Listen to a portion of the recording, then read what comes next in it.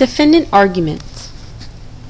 Our position is that ABC CPA firm fully complied with auditing standards in its audit of Clovatec Inc.'s 2007 financial statements and internal controls. We argue that ABC CPA firm should not be liable for negligent misrepresentation.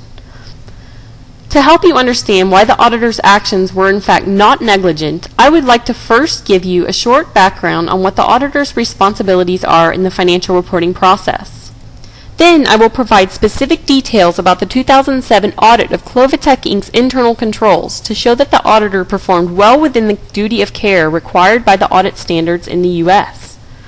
After you hear these facts, you will no doubt find that ABC CPA firms should be found not liable for negligent misrepresentation.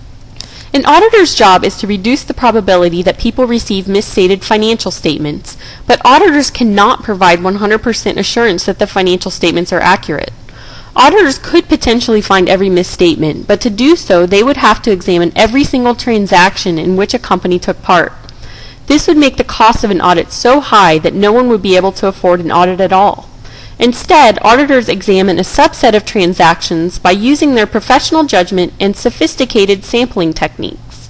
This is what auditing standards require. The auditor also conducts an evaluation of internal controls to determine if the company has controls in place to prevent the employees from committing fraud and/or making errors.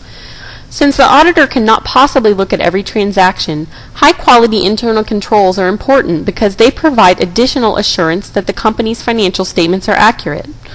During this process, the auditor frequently identifies deficiencies in internal controls, particularly with a company this size, which could have an excellent system of internal controls but still end up with hundreds of small ways that fraud could be committed.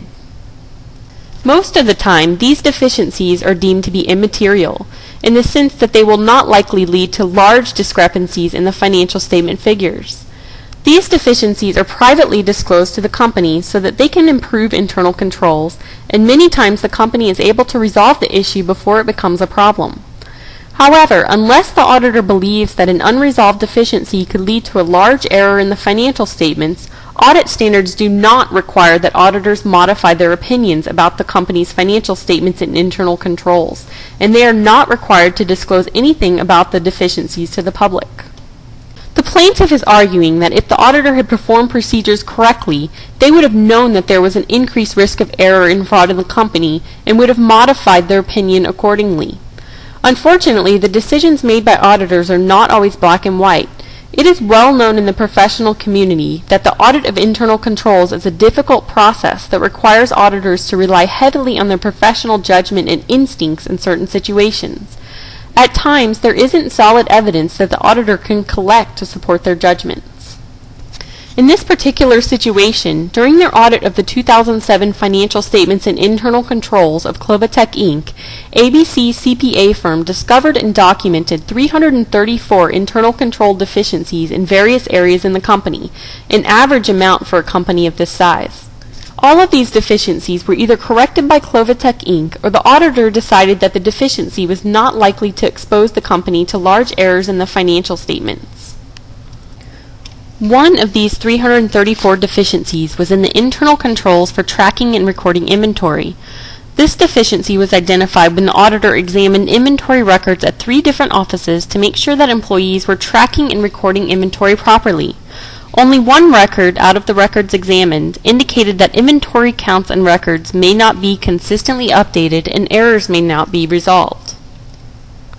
ABC CPA firm immediately identified this as a significant deficiency in internal controls and documented the findings in their work papers.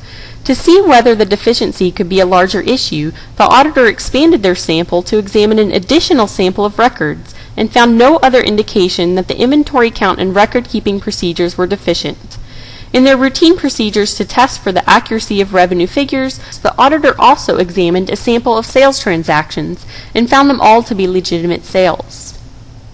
Based on this evidence, ABC CPA firm decided that this deficiency in the internal controls over inventory procedures would not be likely to cause a material misstatement of the financial statements. The auditor relied on this evidence to formulate their opinions about the deficiency. Although the plaintiff argues that the auditor did not perform enough procedures to properly assess the impact of this internal control issue, we argue that the auditor operated within audit standards and documented their findings accordingly. They concluded, based on the evidence at the time, that there was not a material weakness in internal controls. This means that they do not believe that the deficiency would be bad enough to potentially lead to a significant error in the financial statement figures. Based on this conclusion and audit standards, the auditor had no responsibility to disclose any information on the internal control deficiency at all. Therefore, the auditor's failure to disclose the deficiency publicly is completely irrelevant to this case, as auditors are not required by audit standards to disclose internal control deficiencies if they are not deemed material weaknesses. Any additional disclosure of internal control deficiencies is considered entirely optional. To put this into perspective, this was the only deficiency out of 334 where the auditor's judgment turned out to be inaccurate in hindsight. If we think in broader terms about how many deficiencies an audit firm will identify each year across all of their clients in the U.S., this is one deficiency out of thousands. No person should ever be held to such a standard of perfection, especially when they clearly perform their job within the standard guidelines of the profession. Negligent misrepresentation can be established only when an auditor fails to exercise the usual judgment, care, skill, and diligence employed by other certified public accountants, CPAs, in the community. The auditor being sued in this case clearly performed the appropriate audit procedures to evaluate internal controls. The auditor was not required by auditing standards to say anything at all about the deficiency within the report. It is the defense's position that if an auditor complies with auditing standards, he has not been negligent. Has the plaintiff proven that this is a case of negligent misrepresentation on the part of the auditor? Absolutely not.